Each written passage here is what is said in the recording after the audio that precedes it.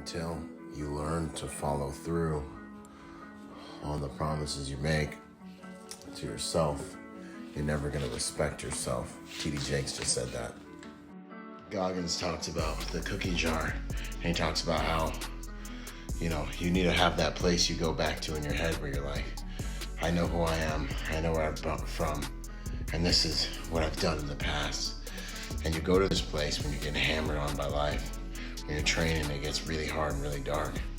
And I think it's a great thing to do. Remember where you came from in order to know who you are and who you need to be in that moment. But I think beyond that, I just wonder now when I look at people like, what do you have in your cookie jar, Like, do you got chocolate chips in your cookie jar, or what? What kind of cookies you got? You know what I'm saying? Because I think a lot of people right now are just struggling from so low self-esteem because they've never really been challenged by anything. You know what I'm saying? And if you haven't, you can change that by getting up and going to the gym today. Confidence comes from experience. Confidence comes from experience. So you can't just believe you're special and then know it. It has to come from your path. It has to come from experience. You can't just believe, that you're all these things, and it really helps.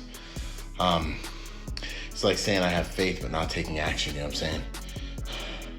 When you try to just magically believe that you're special and you have all these things, put it this way, you can't put makeup on your self-concept. You know what I'm saying? You can't put fake lashes and lipstick on your personal identity. You know what I'm saying? That thing, you have to build it and you have to do the work. And you will see the improvements. But you can't fake the funk, because even if you're really good at talking about it, you can fool everyone else, but you can't ever fool yourself. Failure is necessary because you need to know where your limitations are. Remember that failure will be your most faithful teacher. If you don't know at what point you fail at, then you don't know how you need to grow, what you need to grow, where you need to grow. So when it comes to people that are fearing failure, it's like the guy that won't go and talk to a girl, because he hasn't done it enough to realize that you're not going to win every single time. It's about building your mind and building your heart to be brave enough to get in that fight in the first place. So that's the only way you end up winning that fight. That's the only way you end up with the confidence to look the one in the eyes that you really think is amazing, and actually be able to do that in a way that will inspire confidence in her and in you in order to make that connection. It's about strengthening this thing and this thing. I'm not just building my body, I'm building my mind to be able to be strong enough, for the things I need to do this year, to be able to hold up under the stress of flying in the cockpit of my life over the course of this next year. This is the game, man, and you can't do it without learning who you are and while building who you are deliberately. This is the game. I'm here, I'm lifting, I'm finding failure in myself, lifting as hard as I can. I'm failing because I know where that's where all the value is. It's the same thing in life.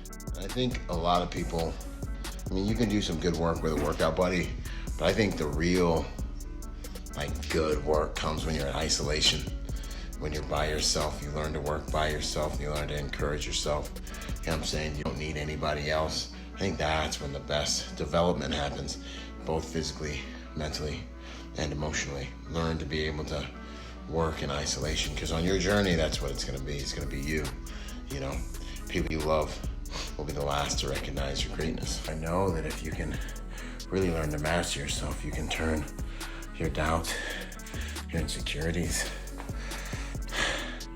you can turn all those things into motivation. You can turn those things into your reason why. You can turn those things into the best fuel. They represent the best fuel source you have access to.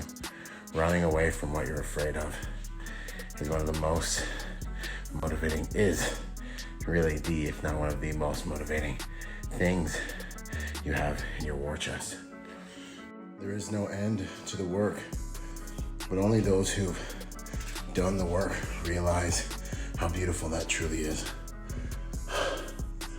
Some people look at you working hard in your garage, welcoming the sunrise, welcoming all the normies to the world with compassion for them, for what they're missing as they don't fight to be their best.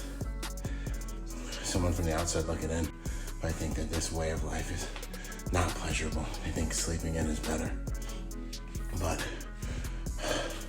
only when you get on the other side you realize pain is providence, because it's the thing you need to get better and be everything you've ever wanted to be. And so you realize that this way of life will give you a higher form of fulfillment in the long run. And it's totally, totally worth it. Nothing stands still. You're either growing or you're going. You're getting better or you are getting weaker. Because everything's moving towards entropy. Eventually, even those of us who are working on getting better will just end up degrading, falling away and dying. So go as far as you can while you can. Don't let this grace that's been given to you be in vain.